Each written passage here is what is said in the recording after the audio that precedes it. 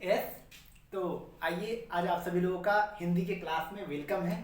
आज मैं एक न्यू टॉपिक स्टार्ट करूंगा। टॉपिक का नेम है आपका उपसर्ग। ओके, ये एक ऐसा टॉपिक है जो आपके प्रत्येक कॉम्पिटिशन एग्जाम में आने ही आने हैं। वहां से आपको एक नंबर का क्वेश्चन आपके आते ही आते हैं। कोई भी आप कॉम्पिटिशन के एग्जाम दे दो, चाहे सिंपल रूप में कोई भी एग्जाम देते हो, यदि आपके व्याकरण से क्वेश्चंस बनते हैं तो वहाँ 1 नंबर के जो क्वेश्चंस आते ही आते हैं। जैसे TET, C TET, super TET, ठीक है ना, टीचर से रिलेटेड कोई भी एग्जाम हो आपके, चाहे इस तरीके से कोई भी आप यूपीएससी लेवल तक की एग्जाम आप देते हो यदि, तो उसमें उपसर्ग से क्वेश्चंस आने ही आने हैं। तो डेफिनेटली क्यों ना इसके बारे में हम लोग कुछ जाने और इसको समझें, जिससे हमारा एक नंबर के क्वेश्चन कहीं छूट ना जाए। सबसे पहले हम जानते हैं उपसर्ग होता क्या है। उपसर्ग वे शब्दांश जो किसी शब्द के आरंभ में लगकर उनके अर्थ में विशेषता ला देते हैं अथवा उसके अर्थ को बदल देते हैं, उपसर्ग कहलाते हैं।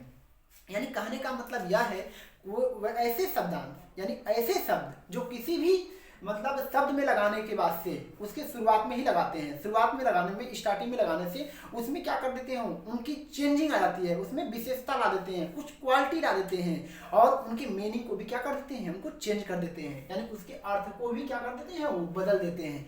ऐसे को क्या बोलते हैं हम, यही जो होते हैं आपके उपसर्ग कहलाते हैं। जैसे में यहाँ पर परा जो है आपका उपसर्ग है। यहाँ पर दिया हुआ है पराक्रम, पराजय, पराधीन। देखिए पहले यहाँ पर जो नंबर से आपका जो भी यहाँ पर दिया हुआ है, शब्द जो लिखा हुआ था क्रम था, क्रम में आगे परा जोड़ देते हैं तो क्या होता है आपका पराक्रम हो जाएगा। पराजय मतलब हार। जैसे मान लीजिए यहाँ पर जय है, जय मतलब होता है विजय।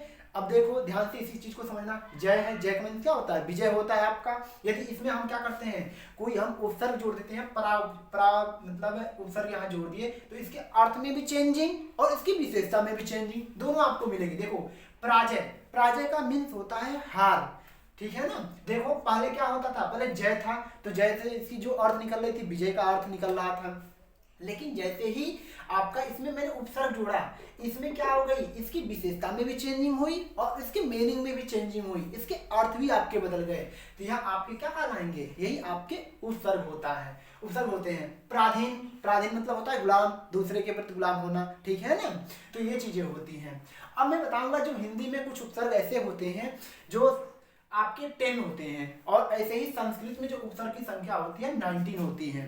जैसे में 19 में कौन कौन से होंगे आपके, अति, अधि, अनु, अप, अभि, औ, आ, उत, अप, दुह, नि, निह, परा, परि, प्र, प्रति, बी, सम, सुम।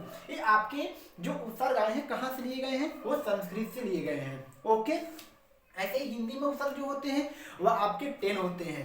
अ, अन, अध, उन, औ, दु, नि, बिन, भर, कु, सु।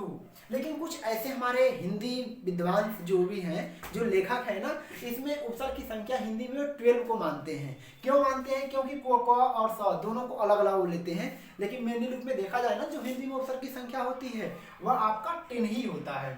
ऐसे ही सिमिलरली हिंदी में उपसर्ग की संख्या कितनी होती है, वह आपकी 19 होती है। अल, ऐन, कम, खुश, गैर, दर, ना, फिल, ब, बद, वर, बा, विल, बिला, बे, ला, सर, हम, हर, ठीक है ना। तो यह उर्दू के उपसर्ग हुए। और एक बात आपको जरूरी जानना जरूरी है कि जो आपके उर्दू में जो उपसर्ग लिए गए हैं ना, वे हमेशा कहाँ से लिए जाते हैं, वो उनके जो वर्ड होते हैं वो आपके अरबी और फारसी होते हैं। इट्स ओके, आई होप ये आपके उपसर्ग आपको अच्छे तरीके से क्लियर हो गया होगा, समझ में आ गया होंगे।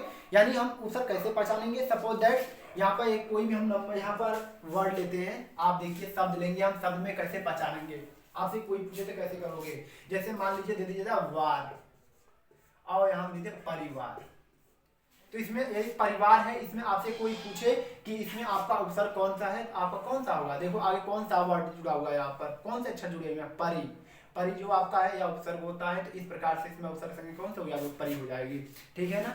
नेक्स्ट आपका है अनुशासन, अनुशासन। तो जिसे आगे देखो कौन सा वर्ड जुड़ा हुआ है, यहाँ पर अनु है, अनु एक आपका उपसर्ग है। तो ये देखो इसके चिन्ह चल रहा है, निकल रहा है, अनुशासन हो गया इस तरीके से। यानी आप कभी भी उपसर्ग को पहचानने का जो तरीका है ना, आगे के अक्षर को देखोगे और इस तरीके से आप किसी भी उपसर्ग को इजी वे में आप पहचान सकते हैं। आगे होगी बात समझ में। तो इस प्रकार से हम किसी भी उपसर्ग को क्लियरिटी रूप में कर सकते हैं। जैसे मान है, मान में कौन सा होगा, अभी यहाँ जोड़ देते हैं अभिमान, ठीक है ना। तो यहाँ पर कौन सा आपका उपसर्ग जुड़ा हुआ है, अभी। ओके, इस तरीके से कर सकते हैं। प्रत्येक है, प्रत्येक में कौन सा आपका होगा, इसमें आपका प्रति, कौन सा उपसर्ग जुड़ा हुआ है, प्रति, प्रति प्लस ईक होता है, ठीक है ना।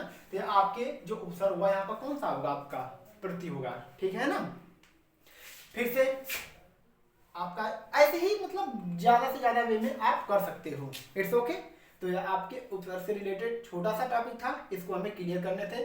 आपको ध्यान रखना होगा, 1 सेकंड एक बार और, संस्कृत में उपसर्ग की संख्या जो होती है 19 होती है, हिंदी में उपसर्ग की संख्या 10 होती है और उर्दू में उपसर्ग 19 होते हैं। उर्दू के जो उपसर्ग होते हैं वह अरबी और फारसी से लिए गए होते हैं, और उर्दू में जो उपसर्ग होते हैं इनको पहचानने का तरीका केवल आप देखेंगे आगे के जो अक्षर होते हैं, और उन उपसर्ग जो होते हैं आपको डिफिनेट रूप में कोई भी यदि आपको शब्दांश शब्द दिया हुआ हो, उस शब्द में हम ऐसा शब्दांश शब्द लगा देते हैं आगे की तरफ जिससे उसकी विशेषता में चेंज कर देता है, ठीक है ना, उसकी विशेषता ला देती है, कुछ ना कुछ उसमें चेंज लाते हैं, उसकी मीनिंग जो होते हैं ना, उसके जो अर्थ होते हैं वह भी आपके बदल देते हैं, इट्स ओके।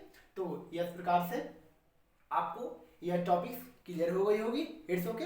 यदि आपको यह वीडियो पसंद आई हो तो इसे आप लाइक करें, सब्सक्राइब करें और दूसरों के पास भी शेयर करें, जिससे उनसे उनका एक नंबर कहीं आपके छूट न जाए, इट्स ओके।